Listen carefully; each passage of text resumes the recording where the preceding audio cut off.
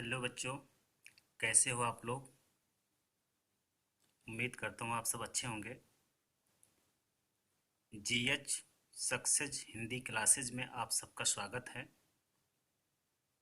आज हम आप सबको सूरदास का पद पढ़ाएंगे। उसका सूरदास के पद का हिंदी में अर्थ बताएंगे। बच्चों, कक्षा 10 विषय हिंदी, काव्यखंड या पद्यखंड। पद्यखंड को काव्यखंड भी कहते हैं और पद्यखंड भी कहते हैं, इसमें कंफ्यूज मत होइएगा आप लोग। और पहला पाठ है काव्य खंड का पद। उसके कवि का नाम है सूरदास।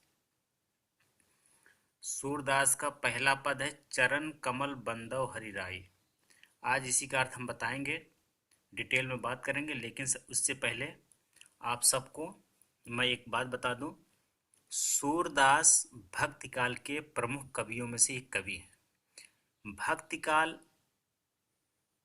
को दो भागों में बांटा गया है, निर्गुण धारा, सगुण धारा। सगुण धारा में दो भाग किया गया है, राम मार्गी, कृष्ण मार्गी। और निर्गुण में भी दो भाग किया गया है, संत काव्य धारा यानी कि ज्ञान काव्य धारा, और सूफी यानी प्रेमाश्रयी काव्य धारा। तो भक्ति काल के कवि है सूरदास जी, लेकिन भक्ति काल में ये कृष्ण मार्गी के प्रमुख कवि हैं। कृष्ण काव्य धारा के प्रमुख कवि हैं, यानी कृष्ण मार्गी के प्रमुख कवि हैं। तो इस चीज को आप दो बातें ध्यान से जानते रहिएगा। भक्ति काल के हैं, यानी भक्ति काल कई भेद होते हैं, यानी जिसमें से सगुण धारा, सगुण में कृष्ण मार्गी के कवि हैं। बच्चों, सगुण धारा और निर्गुण धारा में अंतर होता है, इस चीज को जानना बहुत जरूरी है इस पाठ को पढ़ने से पहले। सगुण माने होता है साकार ब्रह्म, साकार माने जिस उस ईश्वर की, उस ब्रह्मा की, उस प्रभु की जिसका आकार हो, जिसका आकार के रूप में वर्णन किया जाए, भक्ति की जाए, आराधना की जाए, पूजा अर्चना की जाए, उसको साकार ब्रह्म कहते हैं। और निराकार माने होता है जिसका कोई आकार नहीं, अर्थात ईश्वर। जैसे कबीर निराकार ब्रह्म उपासक थे, यानी एक ईश्वर को मानते थे जिसका कोई आकार नहीं है। लेकिन सूरदास जी आकार साकार ब्रह्म उपासक थे, क्योंकि कृष्ण जी को ये अपना प्रभु आराध्य मानते थे। तो सूरदास जी अपने सभी पद में श्री कृष्ण का वर्णन किए हैं। किसका किए हैं? श्री कृष्ण के। इसलिए किए हैं क्योंकि ये श्री कृष्ण का ही आराधना करते हैं, उन्हीं की पूजा अर्चना करते हैं, उनको अपना भगवान प्रभु मानते हैं। तो इस बात से बहुत ही इसको जानना जरूरी है। सूरदास का पद पढ़ने से पहले सूरदास जी कृष्ण की भक्ति करते हैं। किसकी भक्ति करते हैं? कृष्ण की। अब इनके सारे पदों में सभी पद जो हैं उसमें कृष्ण के बारे में ही वर्णन किया गया है। किसके बारे में? कृष्ण के बारे में। अब देखिए, इनका पहला हम पद पढ़ते हैं, अब उसका अर्थ जानते हैं कैसे ये अपने प्रभु श्री कृष्ण की वंदना कर रहे हैं। देखते हैं बच्चों। अब इसमें इस पद में सूरदास जी अपने आराध्य की चरणों की, किसकी? चरणों की वंदना करते हैं। तो सुनते हैं अर्थ को। चरण कमल बंदव हरिराई, जाकी कृपा पंगु गिर लंघय, अंधे कौ सब कुछ दर्शाई। देखिएगा यहाँ पे चरण कमल यानी कमल रूपी चरण। चरण माने पैर होता है बच्चों, लेकिन यहाँ पे हम लोग चरण ही लगाएंगे। चरण माने चरण यानी पैर, लेकिन यहाँ चरण ही लगाएंगे। बंदो माने वंदना करता हूँ, बंदो माने वंदना करता हूँ। हरि राई, हरि माने प्रभु ईश्वर, ईश्वर को हरि कहा जाता है। हरि राई, राई माने राजा, लेकिन यहाँ हरि राई प्रभु परमात्मा के बारे में प्रयोग होगा। अब सुनते हैं। सूरदास जी कहते हैं कि हे प्रभु हरि, हे हरि राई, हे प्रभु।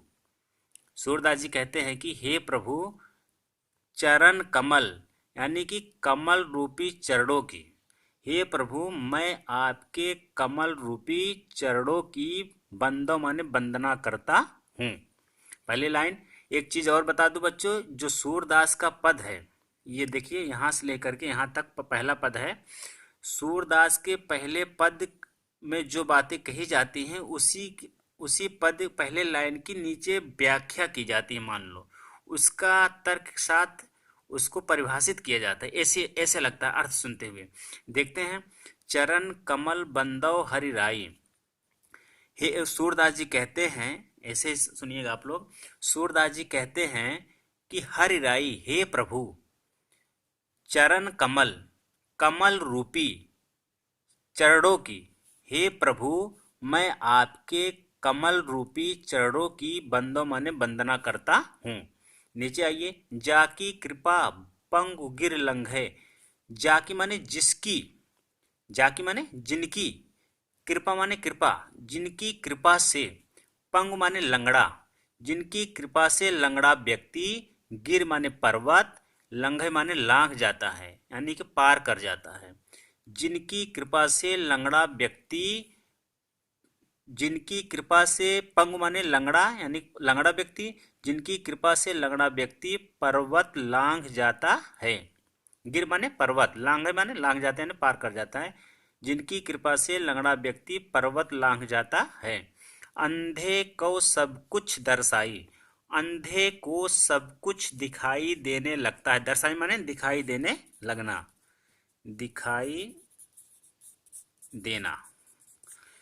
अंधे, अंधे को सब कुछ, सब कुछ दर्शाई माने दिखाई देने लगता है। अब नीचे आइए, बहिरव सुने। अंधे को माने अंधे व्यक्ति को सब कुछ दिखाई देने लगता है। बहिरव सुने, बहरा बहरा सुनने लगता है। बहिरव सुने माने बहरा सुनने लगता है। गूंग पुन बोले, गूंगा, गूंग माने जो कान से जो मुंह से गूंगा होता है, बोल नहीं पाता। गूंग पुन, गूंगा पुन माने फिर से, बोले माने बोलने लगता है। गूंगा फिर से बोलने लगता है। रंक चले सिर छत्र धराई, रंक माने भिखारी, रंक माने भिखारी, भिखारी चले से, भिखारी आगे चलकर सिर पर छत्र धारण कर लेता है। इसका मतलब होता है, मेरी भाषा में सरल भाषा में है, भिखारी, रंग माने भिखारी, भिखारी चले माने आगे चल करके, सिर छत्र धराई, अपने सिर पर छत्र धारण कर लेता है। जैसे कि इस मैं बता दूं आपको, स्पष्ट करूं, पहले के राजा जो बनते थे, बादशाह जो बनते थे, वो अपने सिर पर मुकुट धारण करते थे। आप देखे होंगे, तमाम धारावाहिक फिल्मों में भी देखे होंगे कि राजा जो होते थे कैसे सिर पर मुकुट रहता है।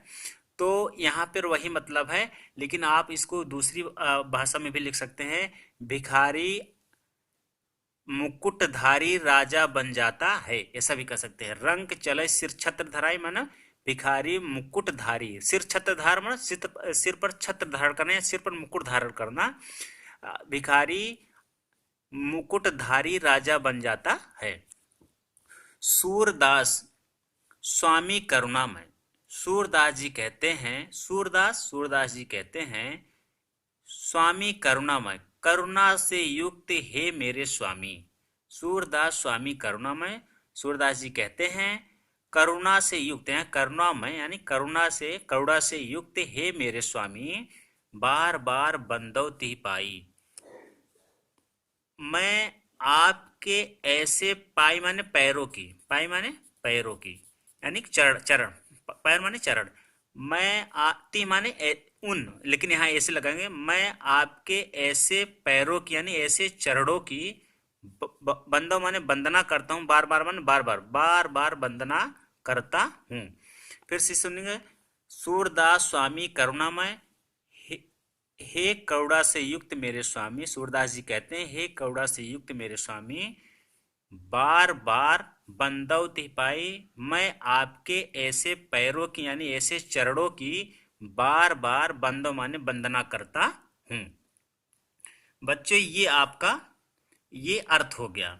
अब इस इधर देखिए, अब जब एग्जाम में, आपके एग्जाम में ऐसे मान लीजिए ये चरण कमल बंधव है, यहाँ तक दे दिया और प्रश्न बनेगा। मान लीजिए कैसे प्रश्न बनते हैं आपको मैं बता दूं। जैसे लिखा रहेगा, निम्नांकित पद्यांशों में से किसी एक की संदर्भ सहित व्याख्या कीजिए। क्या सही? संदर्भ सहित व्याख्या कीजिए। देखिए हम नीचे लिखे हैं आपको, संदर्भ सहित व्याख्या कीजिए, मतलब संदर्भ इंपॉर्टेंट है, फिर व्याख्या इंपॉर्टेंट, फिर आगे है क्या है, और उसका काव्यगत सौंदर्य लिखिए। क्या? काव्यगत सौंदर्य लिखिए। ये तीन बहुत इंपॉर्टेंट होता है। प्रसंग बीच में, जैसे इसमें श्री कृष्ण की चरणों की वंदना की गई है। तो ये प्रसंग हो गया एक लाइन में, उसका कोई बहुत ज्यादा मैटर नहीं रखता, लेकिन इसकी व्याख्या सही होनी चाहिए। और इसका काव्य सौंदर्य संदर्भ, संदर्भ मैंने लिख दिया है, देखिए प्रस्तुत पद्यांश, ये काव्य है इसलिए पद्यांश लगा है। यहाँ पे आप पद्यखंड भी देख भी रहे होंगे, देखिएगा। हाँ, तो यहाँ पे देखिए संदर्भ प्रस्तुत पद्यांश, कविता है तो पद्यांश, अगर यही गद्य होता है निबंध होता है तो गद्यांश हो जाता है। तो प्रस्तुत पद्यांश हमारी पाठ्य पुस्तक काव्यखंड के पद नामक पाठ से लिया गया है। इसके रचयिता सूरदास जी हैं। ऐसे ही आपको संदर्भ लिखना है, इसको आप अपने कापी पर उतार करके अच्छे से इसको याद कर लीजिएगा। ऐसे ही पाठ का नाम और कवि का नाम चेंज कर लीजिए, बाकी संदर्भ ऐसे ही लिखा जाता है। व्याख्या या ये जो मैंने अभी हिंदी में अर्थ बताया वही सेम आपको व्याख्या में लिखना होता है। फिर काव्यगत सौंदर्य, बच्चों एक चीज जान लीजिए, काव्यगत सौंदर्य मतलब होता है उस कविता की सुंदरता। अब कविता की सुंदरता क्या होती है? रस, छंद, अलंकार, ये सुंदरता होती है। और भाषा, अब देखिए इसमें भाषा क्या है? ब्रज। छंद क्या है? गेय पद। यहाँ पद पाठ का नाम ही है, देख लिए पद, तो इसका छंद क्या है? गेय पद, माने गेय माने तो जो गाया जाता था मंदिर में। ये जो सूरदास जी हैं, ये रघुनाथ जी के मंदिर, मतलब श्री कृष्ण जी के मंदिर में मथुरा में रह करके ये पद गाते थे, इसीलिए इसे गेय पद कहा गया है। छंद क्या है? गेय पद। रस क्या है? भक्ति। इसमें इस कविता में, इस पद में सूरदास जी श्री कृष्ण की भक्ति किए हैं, भक्ति की बात किए हैं, इसलिए इसमें कौन सा रस हो जाएगा? भक्ति रस हो जाएगा। अलंकार क्या है? रूपक, अनुप्रास, पुनरुक्त, प्रकाश। ये देखिए आप तमाम अलंकार पे न ध्यान देते हुए इस पे अनुप्रास याद किए रहिएगा। और एक सबसे इम्पॉर्टेंट जानकारी आपको मैं बता दूं, क्योंकि ये जानकारी मैं बार बार पद को पढ़ाते हुए नहीं बताऊंगा, इसलिए ये पहला आपका पद बहुत ही इम्पॉर्टेंट हो जाता है। सूरदास के पाठ, जो पद पाठ है, उसमें सभी पद में भाषा ब्रज ही रहेगा, छंद गेय पद ही रहेगा, और अलंकार अनुप्रास रहेगा। ये तीन चीज आपको कॉमन रहेगा। इस सूरदास के पद पाठ के सारे पद जितने भी टोटल हैं उसमें ये तीन चीज कॉमन है, मतलब हर पद में यही चीज प्रयोग होगा। भाषा काव्यगत सौंदर्य में भाषा ब्रज, छंद गेय पद, और अलंकार में अनुप्रास जरूर प्रयोग होगा। बाकी और अलंकार आपको समझ में आता है तो लिख लीजिए, नहीं तो अनुप्रास लिख देंगे तब भी काम आपका चल जाएगा। और रस में अभी इसमें भक्ति, भक्ति है, कभी कहीं वियोग आएगा, कहीं वात्सल्य आएगा, वो पद के हिसाब से हम आपको बता देंगे। तो बच्चों आज का आपका ये पहला पद सूरदास का हो गया, और अगले वीडियो में मैं इसका दूसरा पद हम पढ़ाएंगे। अभिगत गत कछ कहत ना हो, ये वाला हम पढ़ाएंगे। तो इसलिए बच्चों अगले वीडियो को पाने के लिए आप मेरे चैनल को जरूर सब्सक्राइब कर लें, जिससे वीडियो को जिससे कि मेरा वीडियो आप तक तुरंत आप तक पहुंच जाए। ओके बच्चों, थैंक यू। ये लास्ट में